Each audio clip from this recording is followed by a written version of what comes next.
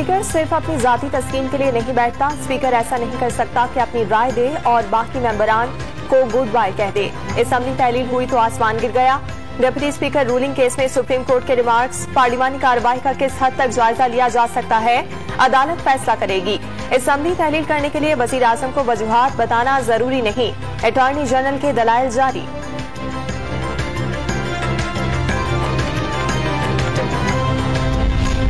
Dollar की कीमत बेकाबू हो गई। 3 रुपए इजाफे से कीमत 189 रुपए 25 पैसे की बुलंद तरीन सतह पर जा पहुंची।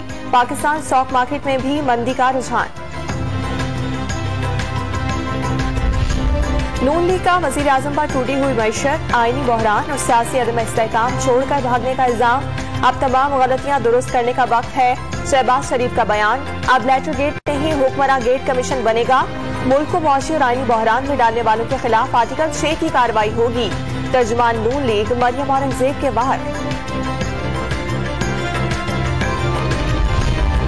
पीडीएम जमातें अलहदा इंतखाबी निशान पर न लड़ें, एक निशान पर इमरान खान से मुकाबला करें। शहबाज गिल का चैलेंज, ऑपोजिशन को बैरूनी कुव्वतों की कठपुतलियां करार दे दिया। आज इलेक्शन करवानी इमरान खान दोबारा इख्तिदार में आएगा। मोनी सिलाही का नंबर्स पूरे होने का दावा। सवाल किया, वोट को इज्जत दो कहने वाले बताएं, दूसरी तरफ बाकी वोट किसके हैं।